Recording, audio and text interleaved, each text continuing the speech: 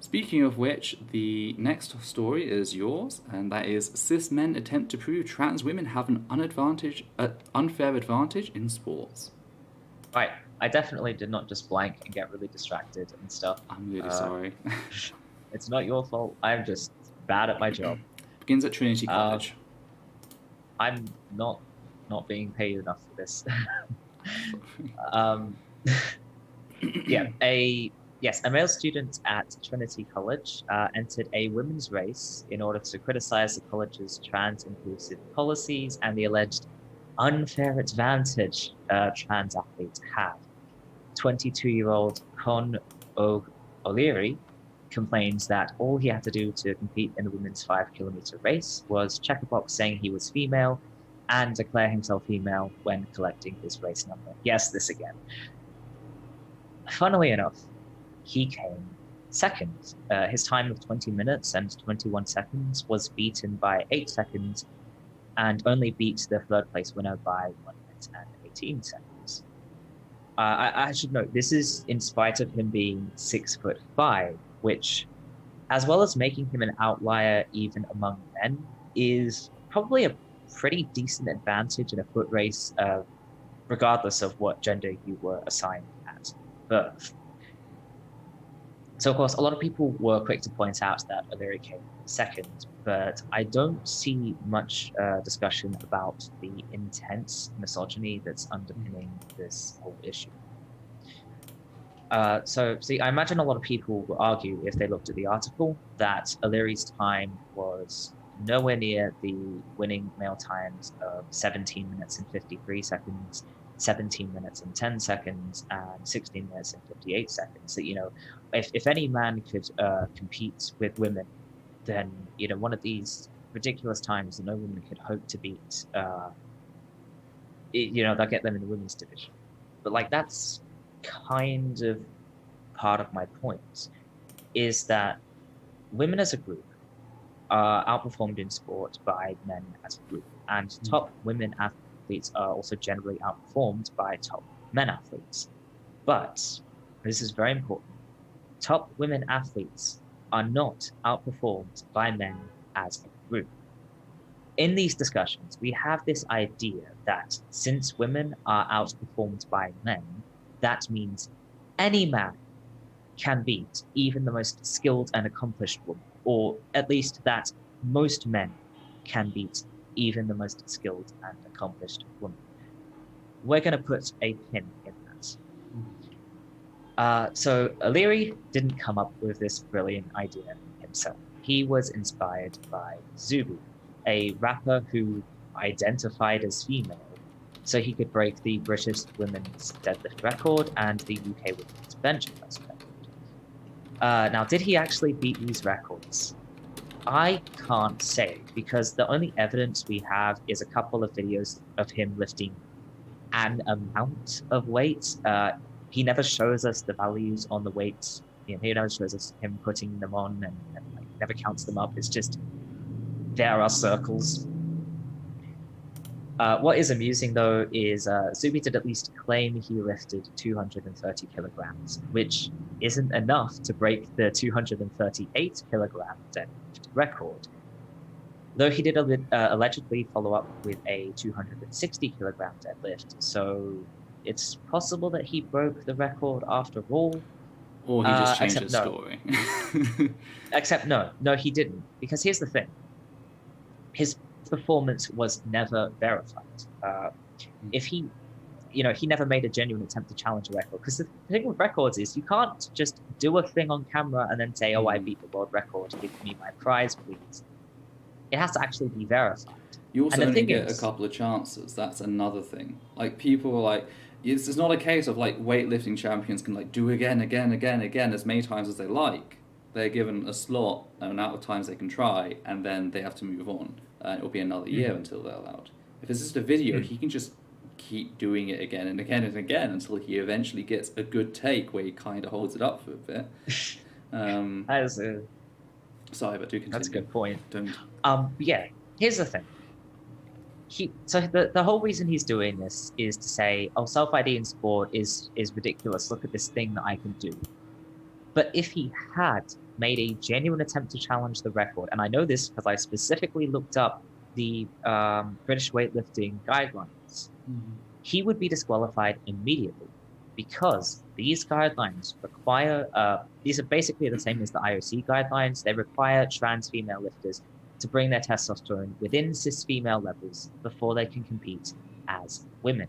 They cannot simply declare themselves female. Yeah, surprise, surprise, all of this was a lie. It was, yeah, there's a reason why these people never actually do the thing that they're about. But anyway, back to that pin.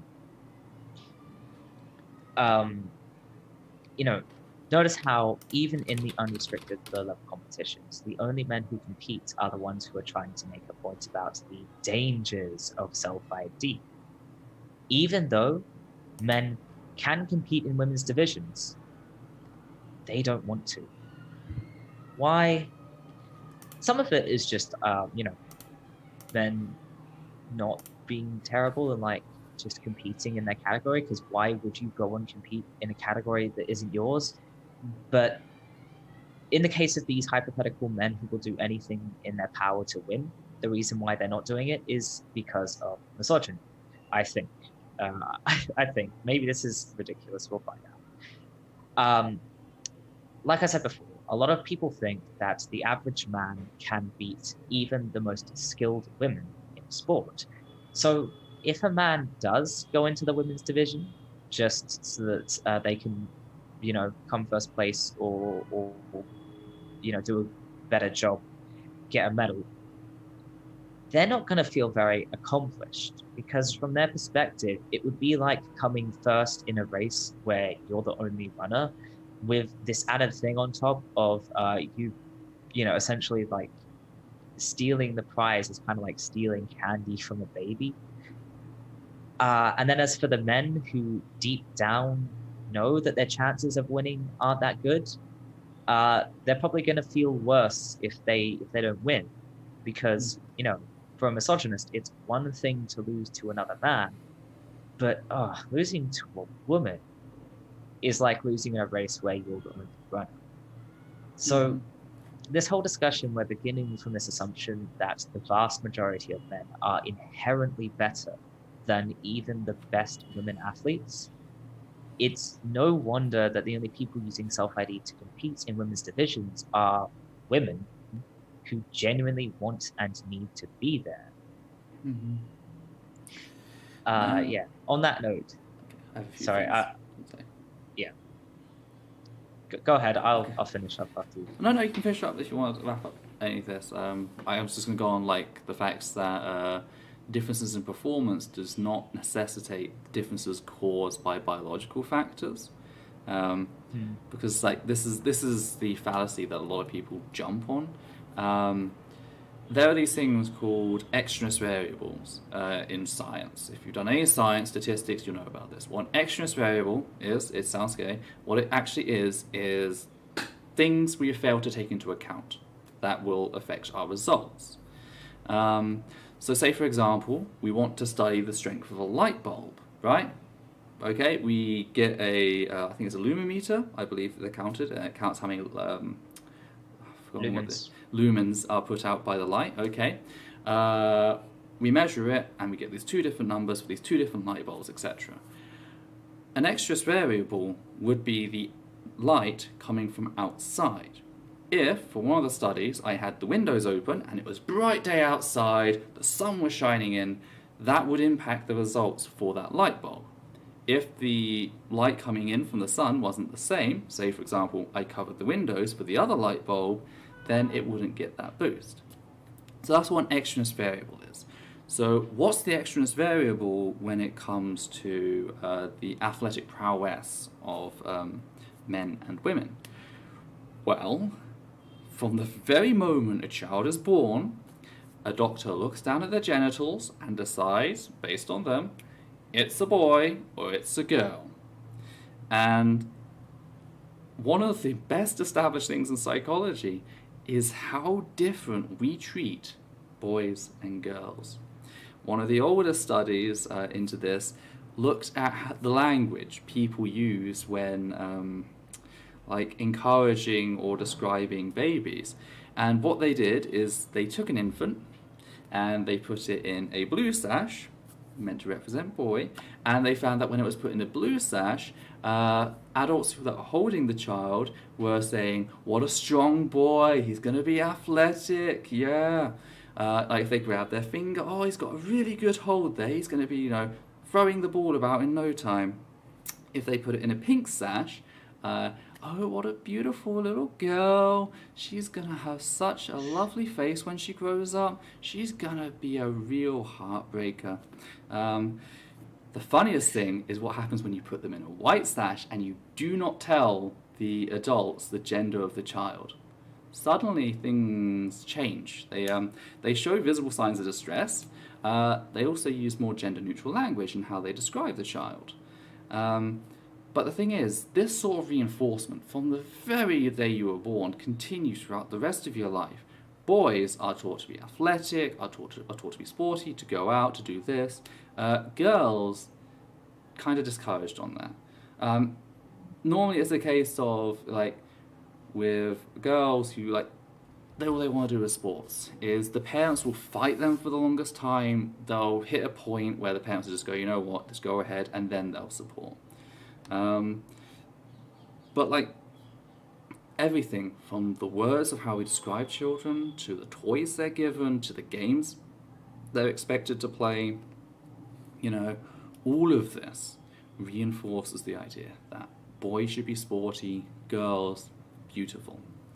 And that, when compounded over, even just the first 10 years of a child's life, can have a significant impact on their future. And that's before we even get to the whole sponsorship, which of course the higher the sponsorship, the better the nutritional programs, the better the sports programs, the training programs, to get the muscles in the right areas, all of this stuff. And to have high sponsorship, you need to have high cultural focus, and society sadly does not place the same value on female sports as it does male sports. So until that is accounted for, to actively go out and claim, this is the result of testosterone, which no study has ever found a positive correlation between testosterone and sports achievement.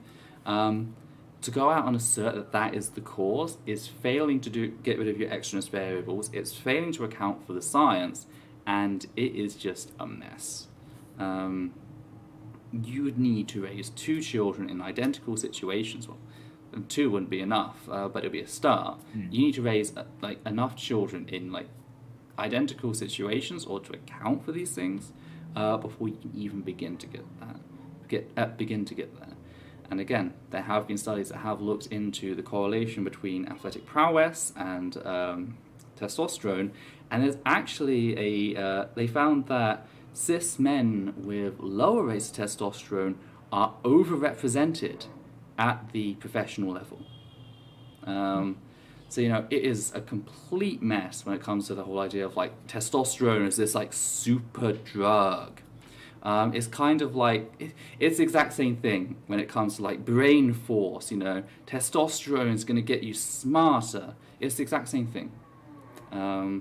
Oddly enough, when women have been blocked from going to educational establishments like universities for centuries, and have been discouraged from certain fields which are used to grade intelligence, that kind of leaves an impression on the demographic. And the same is here with athletic prowess.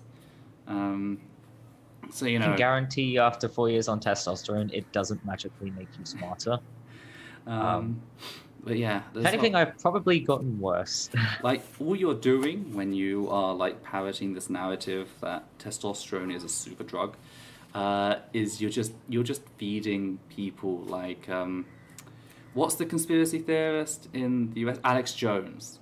You're talking like Alex Jones. And people are like, "Oh, well, this is well-established fact." Then how come there's been no study that has demonstrated positive correlation between testosterone levels and performance? It's almost like secondary factors, such as upbringing and sponsorship, which, if you're a trans person, are not things you have. If you're a trans person, your upbringing was probably pretty shitty. And as for sponsorship, oh, yeah, you're not getting that. Unless it's a special grant, you're not getting that. So, I just wanted to point that out. Another thing to point out is the fact that, as we covered in a previous video, professional women athletes have come together and have signed briefs. Megan Rapinoe was among 177 professional athletes to sign the Amici brief, which stated, among other things, that, quote, all Amici believe that every young person, and especially youth who are transgender or intersex, should be able to participate fully in sport alongside their peers and gain the benefits that sports participation brings.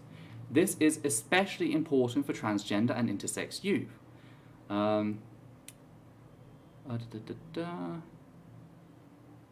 Okay, some amici also share the harm they experience when excluded from athletic participation because of who they are and the ways this was detrimental to their emotional and social development, as well as their sense of self and physical well-being. Professional athletes largely come together and support the trans community. There are one or two women who are very often spiteful about coming second or coming eighth, as in one case. They're the only cases they have, and many of them are not professional either. They're not professional level athletes. They're just people who couldn't deal with the fact that they lost, or they ignore the facts that they won 16 previous races with that person, lost this one race, and suddenly that one race proves superiority on part of the trans person. Did you know it's not fair if trans women win ever? Ever, yeah. It's that's only the standard. fair if trans women always lose. Mm-hmm. So, they don't have the support. The anti-trans crowd does not have the support from professional female athletes that the trans and intersex community does. So why is such a big fuss being made out of this? Well, cis men. That is largely it. Because targeting trans and intersex athletes allows them to roll together not just their transphobia, but their racism. Previously, before this, we've discussed the fact that the Human Rights Watch published a 120-page document completely condemning the practice of sex testing, including to reduce testosterone levels, because not only was it completely without basis, being transphobic and intersex phobic, but it also targeted predominantly the global south, because of how they don't match up to Western sensitivities when it comes to the idea of femininity and feminine beauty. So there's racism there. There's homophobia there, in the fact that people like Megan Rapinoe, who is a cis lesbian, has been targeted and accused of being a trans person or of being intersex, because they are top of their field and because they're a lesbian. That is largely why. They also have quite a butch appearance. They've taken on that queer culture there, which is lovely and wonderful expression on their part. But because they do that, they are constant target of abuse. So it rolls into homophobia as well. And as Levi just pointed out, the entire thing is grounded in misogyny. So transphobia, racism, homophobia, misogyny, all of this rolled into one neat package, and they get to pretend like they're the good guy. And if not just the good guy, anything, but the good feminist guy fighting for anything women's the rights. internet has taught us about the good guys is run. If a guy is running around pretending to be the good guy, run. Get out of there as quick as you can. Always be afraid when a man says he is good, because all men think they are good. I should finish up. One thing I want to clarify before is when I said, if anything, I've gotten worse. I wasn't implying testosterone like messed with my brain or anything. I was just making a joke about how I'm this. I don't want to make anyone think testosterone is dangerous. But yeah, now that Ethel has so graciously and eloquently made a bunch of arguments I couldn't hope to make, on that note, I just want to say I actually would not care if O'Leary's second place medal or Zuby's 2 weightlifting records were recognized if they both genuinely identified as women. I would not care. Because there is absolutely nothing wrong with women succeeding in a good faith competition, regardless of the sex they were assigned at birth or their current physiology. There is nothing wrong with women being tall or muscular or having a lot of stamina or, in any way having an atypical physiology. In fact, that is what the highest tier of athleticism is about. It's people being ridiculously good at sport. So, O'Leary's second place medal, Zuby's 2 weightlifting records, they would be fine if they were both genuinely women. The problem is not that they won while having physiology that is atypical for a woman. The problem is that they're not women, that they weren't competing to compete as women. It's that they were competing in a competition they did not belong in, specifically to justify and further transphobia and misogyny. Even That's the though problem. It's the majority, transphobia and the misogyny. even though the majority of cis women tell them to fuck off. Yeah. That's the problem, is the transphobia and the misogyny, not the fact that they won, broke records and won medal. Okay then. Yeah, we're talking about sports. I've talked about sports so much on this show, which is ridiculous because I hate sports with the burning, fiery passion. I got roped into it because people asked me. They wanted me to talk about it when a certain YouTuber got involved. I keep choosing to do it for some reason. That's the thing. They've turned it into a hot topic. And for people who don't understand why we talk about sport, isn't sport like this ridiculous thing and all that? It feeds into the same reservoir. This bigotry is not isolated from the bathroom and like the refuge debate. It all feeds into each other. It's one nebulous blob of transphobia. You cannot present trans people as a danger in sports and then say, oh, but I support their bathroom access and access to refuges. You can't do that. It all feeds into the same hate. It's all based on the same flipping arguments. And it's just, yeah. Also, sport is kind of like, if you're watching this show, maybe you're the sort of person who, like me, hates sport with a burning, fiery passion. But a lot of people like sport a lot, and it's a big cultural thing, and that's valid. And that means if there's transphobia in sport, there's transphobia in our culture all over the place. It's one of those international things as well. Like that too. The first thing I did in my response to Woodford was quote the United Nations talking about the impact sports can have on equality because of that.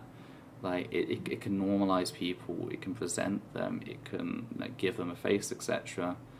But yeah, I guess that's part of the reason they really hate us. One other thing I was going to say. Oh yeah, also it's the message it sends as well. Even if it's quote unquote just sport, as a trans person, if you're in a society where they're just like, hey, you can't be in sport because you're dangerous and you're just going to enable a bunch of cheaters and we don't want you. Like, that message has an impact. Laura Rain River says, yes, becoming the problem to prove there's a problem. True genius. And like, thank you for summing up all the stuff I spent all day writing a sentence. It's also... I feel inadequate now.